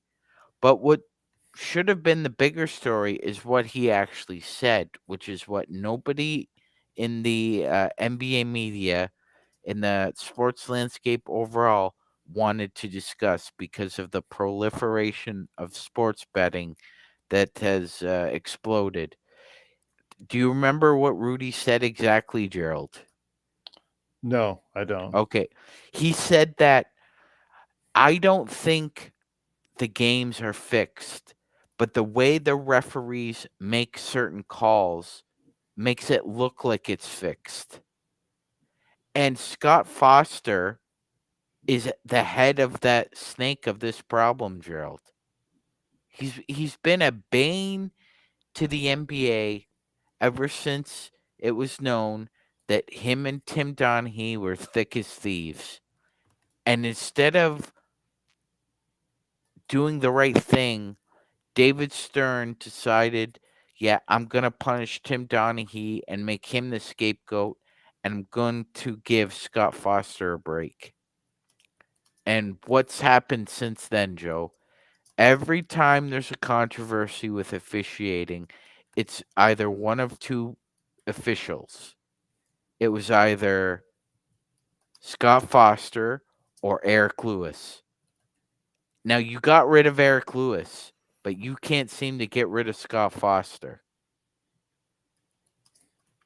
It's kind of like, well, maybe he knows something that they don't want let go, right? Maybe they bargained with Eric Lewis. Maybe they signed an NDA with him. Who knows? At the end of the day. But what Rudy said was correct. And tonight is a perfect example. Everybody could see D'Lo gets hit in the head. Everybody saw LeBron get hit on the arm by Jason Tatum. It was clear as day to everybody else except the officials and the replay booth. And it gives people like this knucklehead we had in the chat room the fuel to espouse these nuttery conspiracy theories that somehow it's fixed. more important than the Lakers or the Nuggets, gentlemen, and our fellow commenters, is the integrity of the game. That's what matters most. Once that is shattered, once the idea that there's no integrity is gone, then there's no reason to watch sports anymore. It doesn't matter, folks. Most of the people that watch these games are betting and aren't invested like we are. They want to go to the games and, you know. Oh, yeah, but sometimes your team doesn't win, Joe, and that's okay. This is what they want. Yeah, they don't 'cause care most of them about are us. on their phones. Yeah, We're still going to watch. We're going to sit here and bitch and whine about the officiating. We're still going to come back. They know we're not going anywhere. But and I don't want to make this. If you perpetuate the idea that this is no more different than wrestling, it changes the dynamic. Okay, just like when wrestling started to suck, I stopped watching. But it doesn't matter. More people. But you always knew there was kayfabe involved in wrestling. Yeah, sure. Kayfabe. Oh, excuse me, kayfabe. Yeah. It doesn't at this point. 10 losses in a row. In this game, it was a problem. But what happened the other 9? The Lakers need to tap into something that we haven't seen yet from this particular team for them to have any chance of being productive here. They have 2 games at home. They need to muster up whatever they can muster up and see what they can do. I'm not going to say it's going to go one way or the other. There's really no point in doing that. At this point, we're going to be here. We're going to watch them. We're going to talk about it. The main concern is what's going to happen in the offseason. How do you improve from this? So let me ask you this and throw this at you guys. If the Lakers do get swept again, who takes the fall, if anyone, from Genie on this? I throw this out to you guys. It's always going to be the coach. So you think Ham will be fired if they get swept? I believe he will be fired if they get swept. Yes. Now, the problem there is who they're going to get, because they don't do good homework when it comes to coaches. They would have had to have been figuring this out a couple months ago, 3 months ago. This is not an easy process, because if you look at the history of picking coaches, the Lakers have it's probably been one of the worst organizations when it came to picking coaches. They have to fall into good fortune. The only time they were, hey, we need to get this guy and this is it, is Phil Jackson. And the irony in that is there's an interview with Jeannie at the time saying she wasn't very happy with going and getting Phil Jackson at the time. So if she was in charge, she would have never got Phil Jackson. Allegedly. These guys don't know what they're doing. They don't know what they're doing. And we were in support of Rob because he signed everybody, right? Now it's on the players. Now they need to perform. I remember saying that. Well,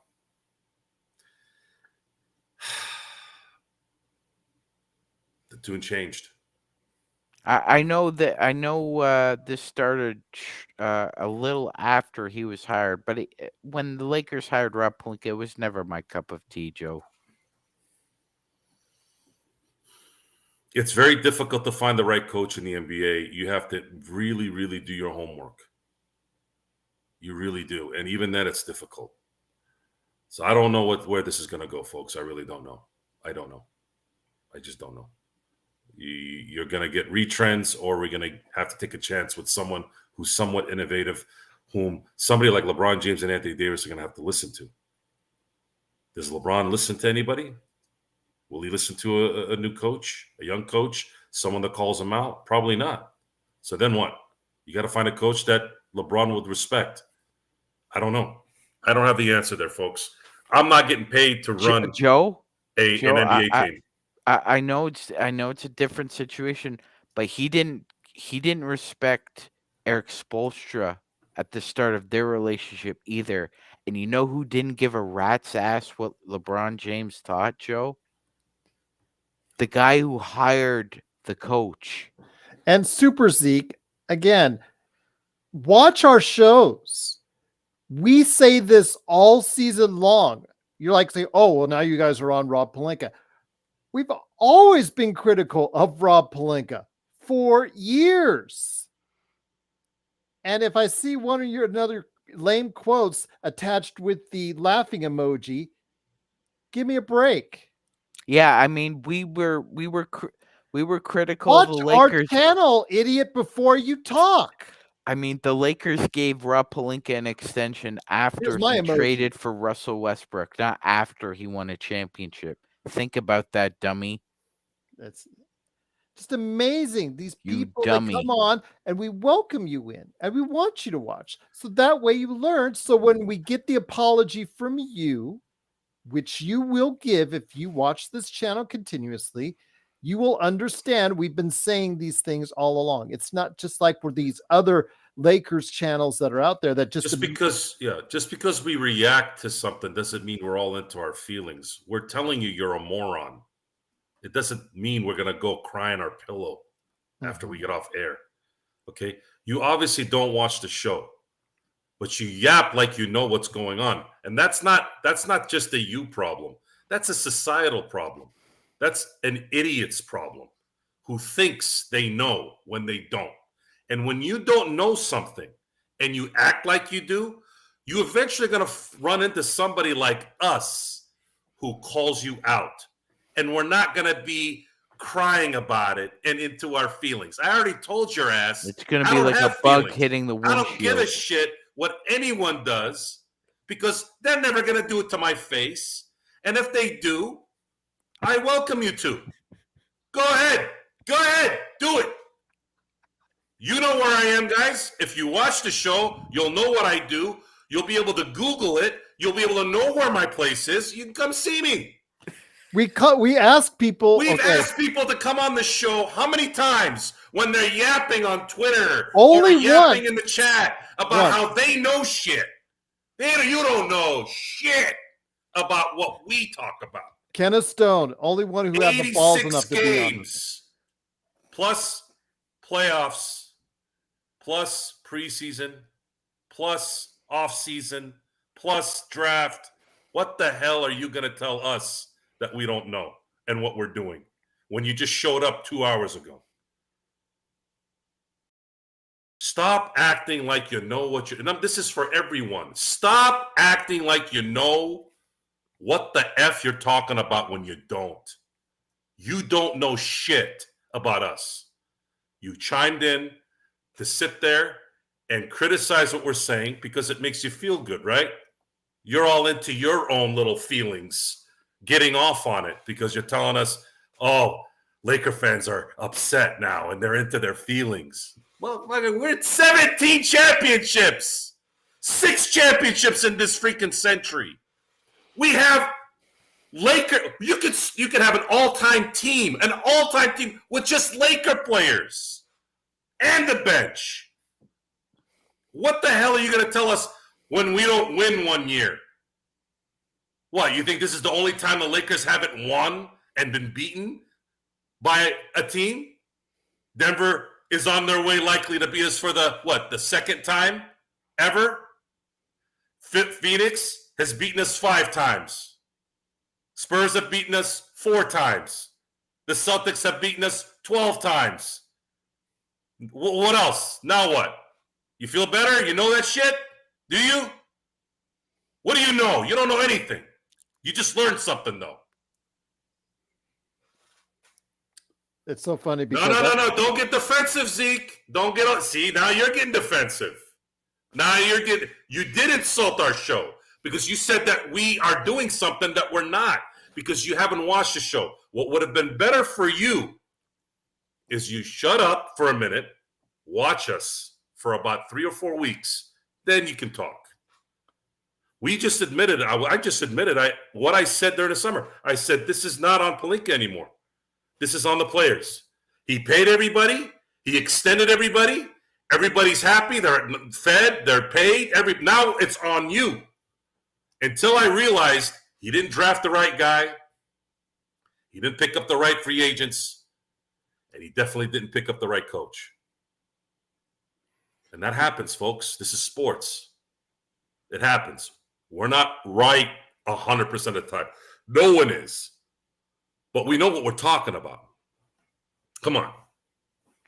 It's so funny because I think if somebody actually was a critic of the show, they wanted to go ahead and look at this channel, they say, why do you guys go out of your way in the chat room of 50, 100, 150, 200 people sometimes, Sean? Why we go ahead and single out one person? Because it's fun for us. We like doing it. Sports Baby just said, why are you going after the troll? He's just laughing from behind the keyboard. The problem is we're yelling at him from the camera. We've got the balls to go on the air and they don't. Well, it's also a public service announcement, just like we talked to you about these voters in the Northeast. These people should not have a vote.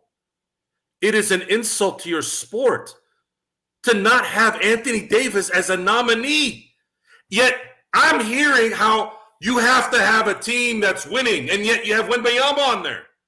And now we have to denigrate Wembanyama, which I actually think is one of the two scariest defenders in the NBA, the other one being Anthony Davis. No one is scared of Rudy Gobert, and no one is scared of Bam Adebayo. I've watched enough basketball to know this. And you can go talk to anybody in the NBA. The East Coast bias needs to stop.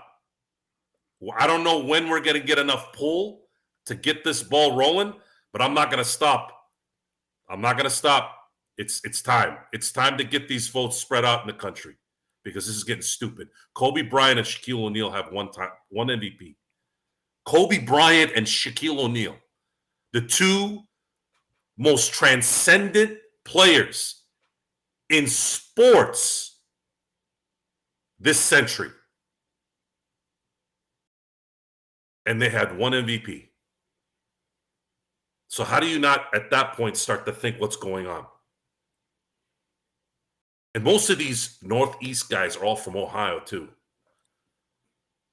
Ohio, Northeast, the two places that despise California, LA, and anything there.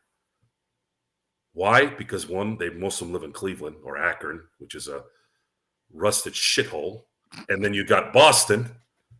That's a classy shithole because that's where you got all the Ivy League garbage. Mm-hmm. All the intellectuals, all the smarties. So, yeah. Tax everything. You think tax everything. Tax everything. That'll solve all your problems. The understanding here for those who are dedicated to this show, we love you to death. My guys here on this show, even the ones that are not on right now, understand this, folks. This is going to get hot and hotter and hotter and hotter, and we're gonna get just as hot. This is my game, baby. This is what I live for. Elrod. This is what we live for. This is what I live for. Maybe Sean's a little more laxed. Maybe he needs a little more coolness. He's gotten animated on more than one occasion. Good for him. But at the end of the day, this is not going to get better in terms of, if you guys want nice, you want something settled, go to Lakers Nation, go listen to Trevor Lane. Trevor Lane is that guy. That's your cup of tea. But this is going to get worse. Bread and water. Yeah. This is going to get worse in terms of the heat. And, man, I can't wait. Because that's what's going to resonate, man. We're going to build this forest fire like crazy. I can't wait. But with that, Joe's going to decapitate Smokey the Bear. Well, again, this thing, I've been around enough fires here. I've seen enough flames coming from mountains to understand how that works. Well, there is good news, Joe. I mean, because when you were talking about, okay, what you wanted for this show, what you wanted for this channel is that you were not happy until you got a solid 100+ people on the line for at least 30 minutes, an hour. That's what you got. You had over 100 people here in the chat for over an hour. We were closing in on 200. That's how important it is for the Lakers and Lakers fans. So again, if you like what we're doing here, please like and subscribe. We need all the help we can get. We're still a very small channel, and we know this, but you can help us get to the point that we're going to be all like those big guys because we have a different voice than all those other Lakers channels. Rodell in the chat even sent us an email. Why aren't you guys like the other Laker channels? You guys don't sound like the other Laker channels. And that's exactly the way we want it. The theme of the show is not to be fake, which means our audience is as organic as the vegetables you grow in your garden.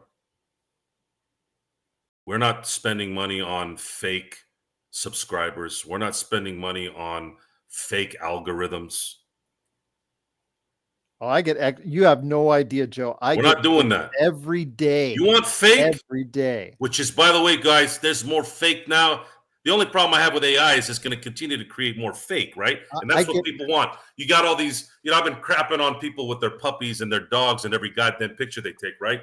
But the only thing that's worse than that nowadays is all these dumb idiot ladies with their filters. I'm like, lady, don't you think I know what you look like? You don't think I know what you look like?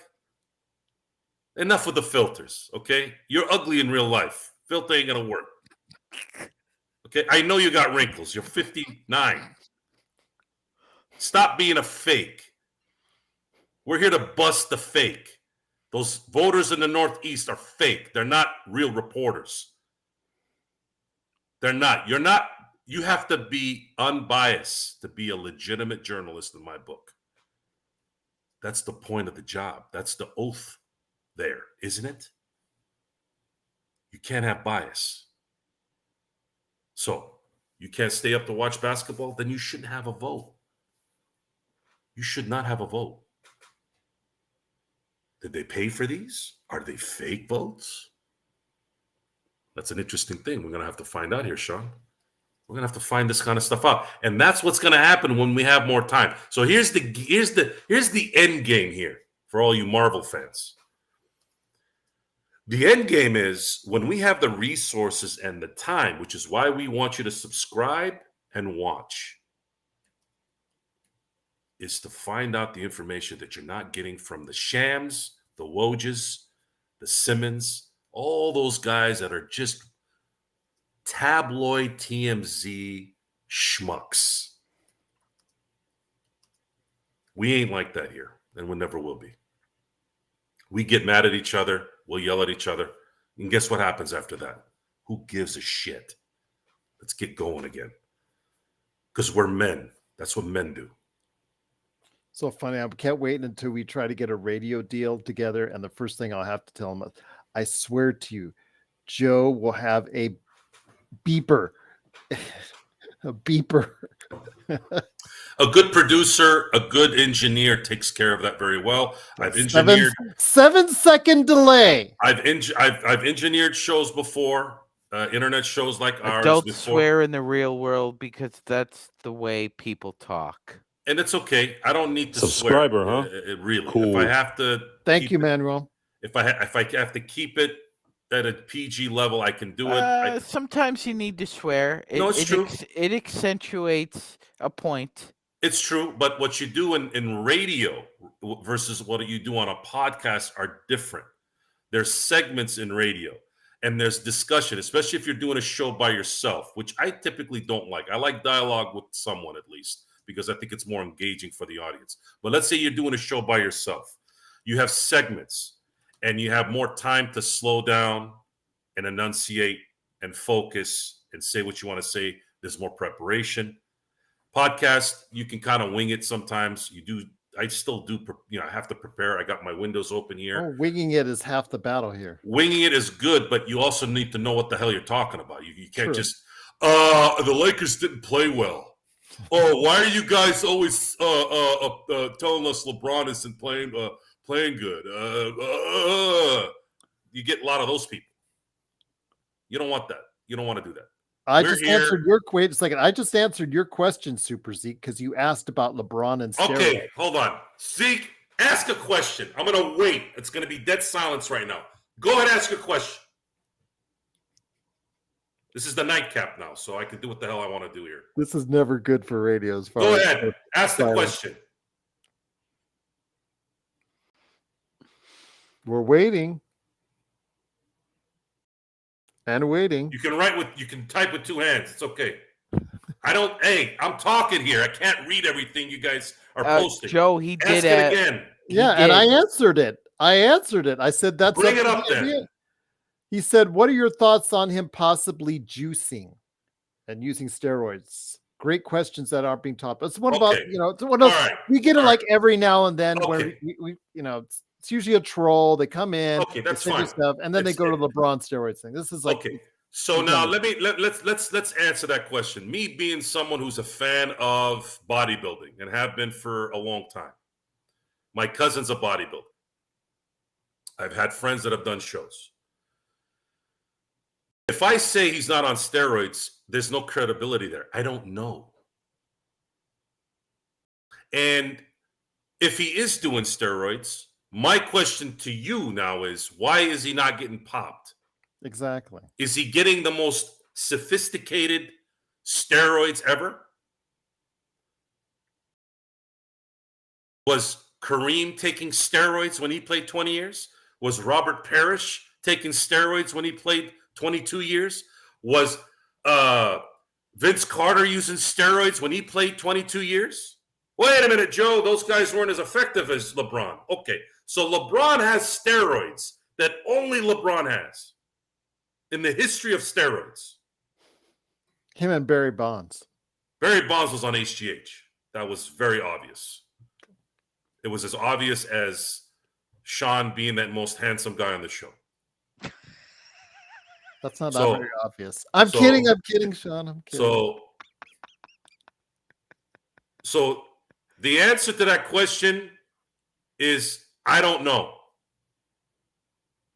Because I don't. I'm not in his bedroom or his office or his gym. My answer was it's up to the NBA to find out. But let's They found say out about Dante Porter. let's say you're asking for an answer.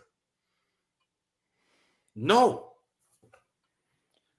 He's Let me not. ask you this. Well, if that's the case and he's juicing, he should get And I'll caught tell you why. in I'll a give you a couple months. legit. Well, hold on. Let me say this. He should get caught here in a couple months when he goes to Paris. Okay, so here's the other thing. They just You know what busted steroids 20 does to your joints, folks? And what is the most Chinese important thing? Yep. This is why I have Yes. said for years. Yep. I've said this for years. Basketball players are the worst people to take steroids because one of the first things steroids does to the body is it messes up the joints and the ligaments. NBA players have broken their careers because of ligaments and joints.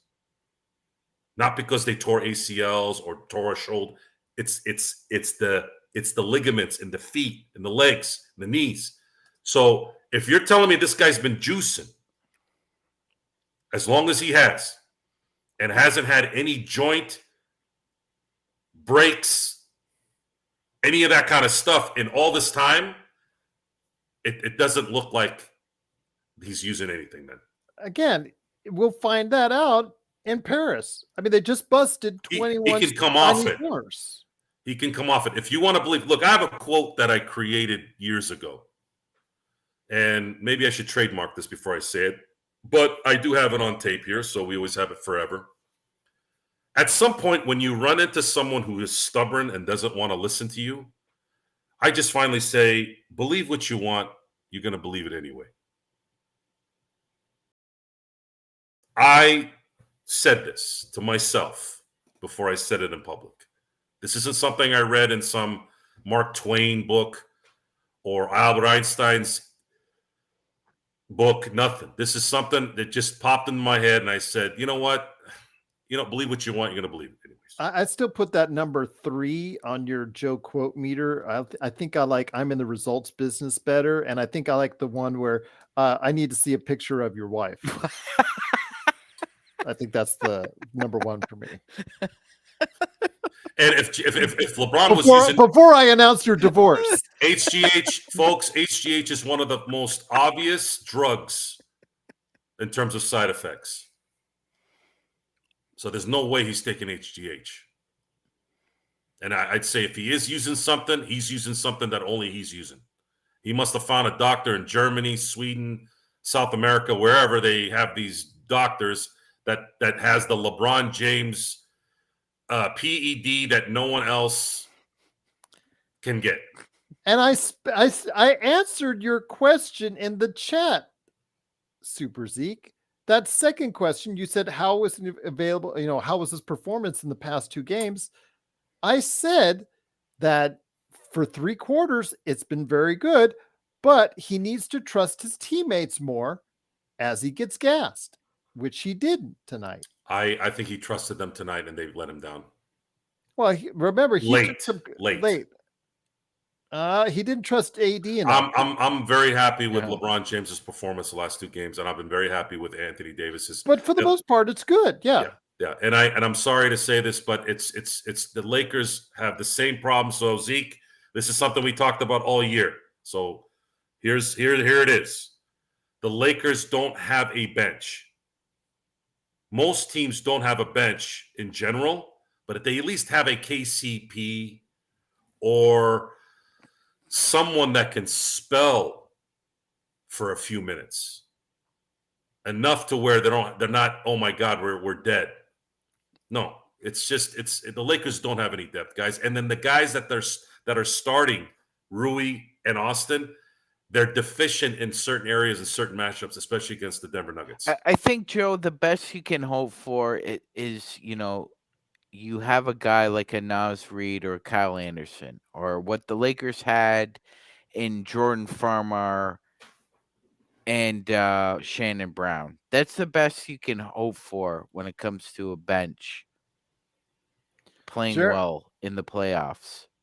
Jeremy, who's a big fan of yours and ours here at the Lakers Fast Break, Joe, said he's actually an expert on performance-enhancing drugs. He said LeBron would be on TRT and low-dose GH, just to give you an idea. So TRT is scoffed at, but I think it's something that's needed for people that start to get older, especially men who are low on testosterone. Well, I don't know if I am, but okay, I'll have to go get checked now. But I know he was. Jeremy, we're gonna have to talk, man. Every time you say something, you make me happier and happier because you keep telling us good things. We're gonna have to talk about that. That's good information so that we can tell our audience. Dwight Howard in 2020 is not Dwight Howard in 2024. Can we just anybody who suggests Howard, we get it all year long. Oh, I got to get Howard. Why'd you put that rainbow there, by the way? Exactly. Are you insinuating something? Well, he insinuated himself. So yeah, well, they had a little court issue from that too as well. So Super sorry, I was going to call you a geek. Zeke. He's been called that in the chat already, Jeff. Hey, look, I'm just trying to be nice now. Comes with the territory, Joe. And we appreciate you've been here the whole. Look. Here's the deal. I'm going to give him a break, and I'll tell you why. Okay. If I'm correct, 313 is Detroit. Yes, that's what he said. Born and raised. See, I didn't read that. I can't. I'm talking here. Royal Oak, Michigan. Thought you could walk and chew gum. I'm so sorry. Oh, I'm like, I'm trying to do a show here, and you're like, oh, I read that already. Of course you read it already because we were talking. What's up, Riga Joe? Your OKC, they pulled out the victory. Looks like all the home teams have won. They haven't lost yet, right? No, no visiting team has won yet. So the NBA continues to be a home court advantage league with a seasoned team here and there that can defy it. But boy, man, would have been nice to win tonight. I feel really, really sad. This was a sad ending. I actually was sad towards the end there. And the first thought I had when the shot went in was they got their revenge from 2020. This was exactly how it played out. Yeah, against them. He just should have said Kobe too, and that's a capper on top of it. Yeah, it's tough. It's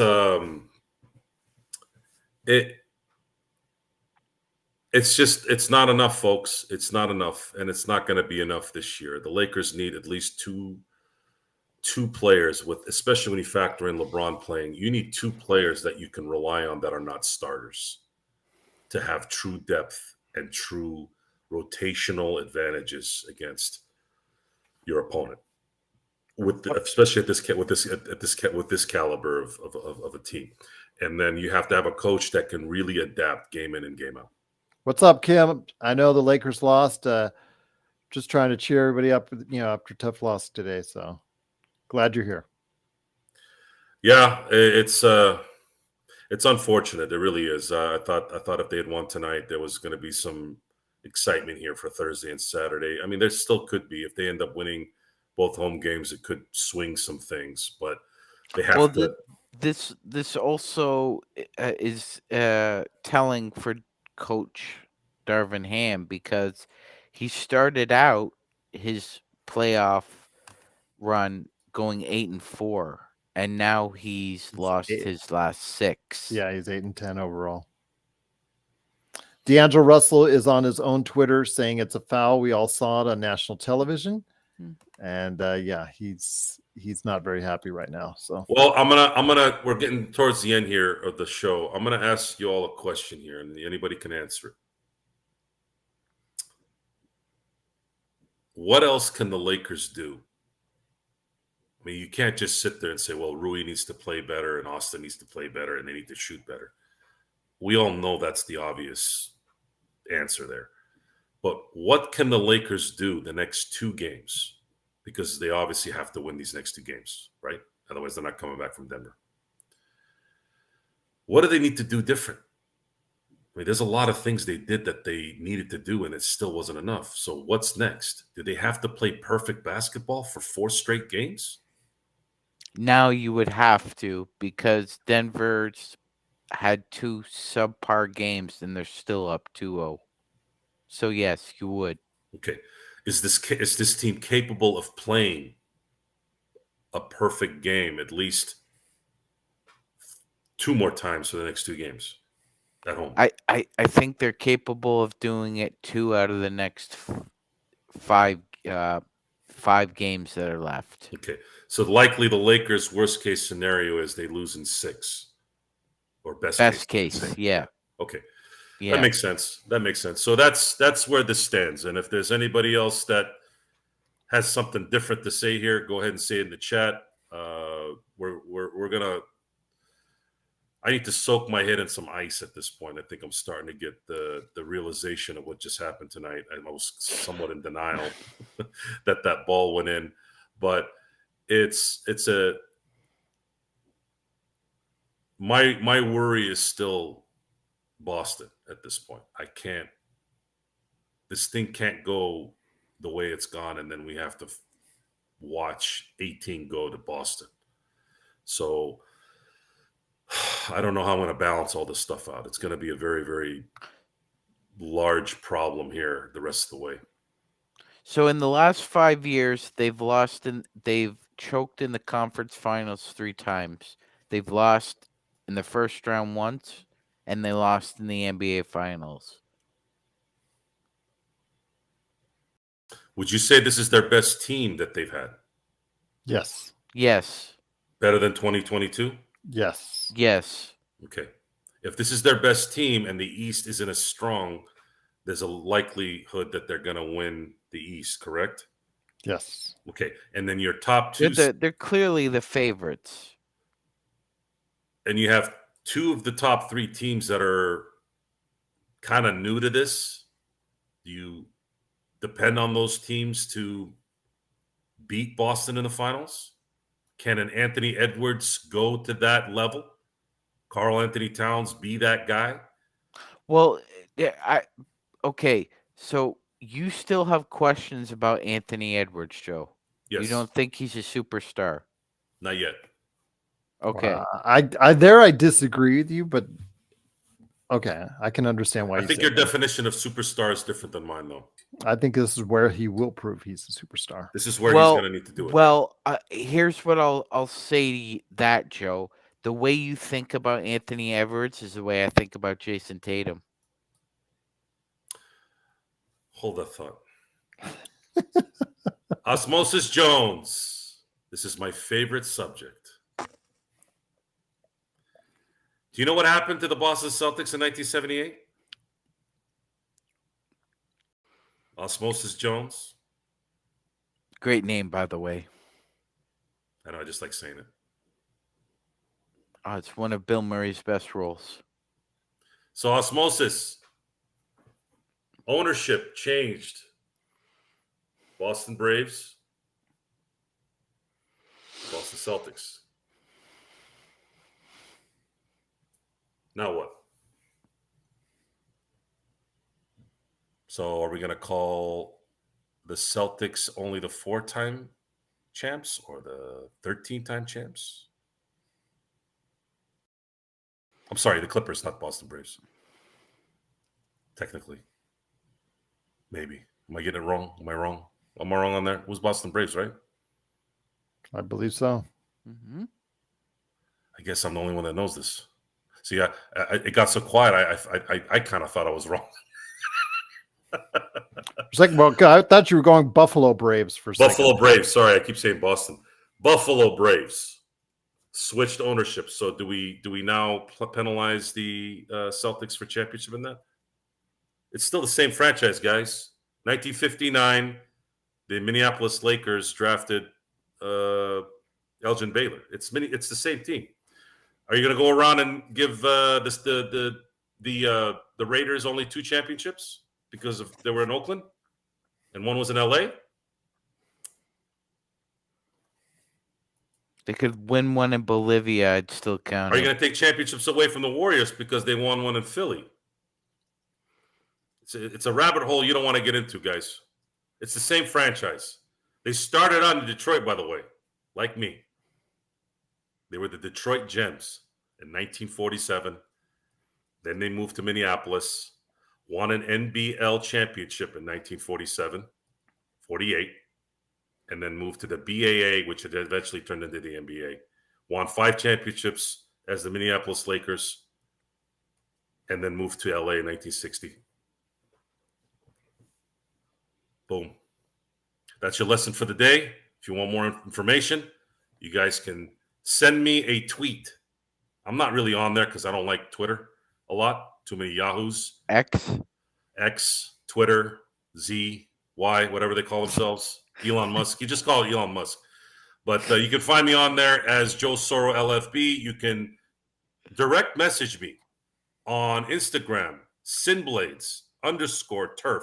For those of you who just joined the show, Sinblades is my company, and I do artificial turf business. So Sinblades_turf is my Instagram. If you want to reach me on Facebook, which is really still my favorite social media outlet because I can actually put things in private, do direct messaging, and just get stuff from my own people. I don't have to listen to a bunch of garbage.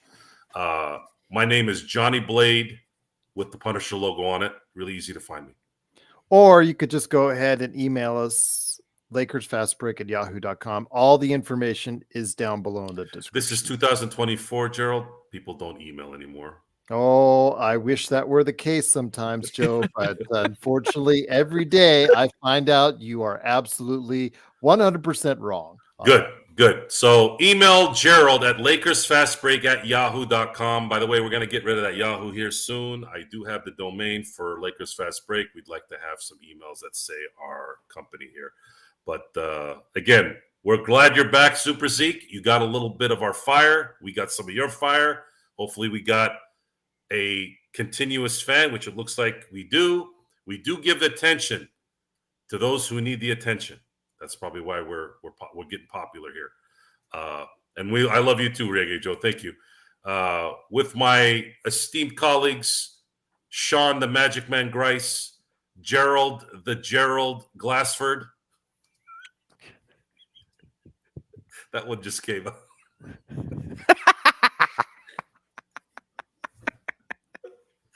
That's your new name, the Gerald.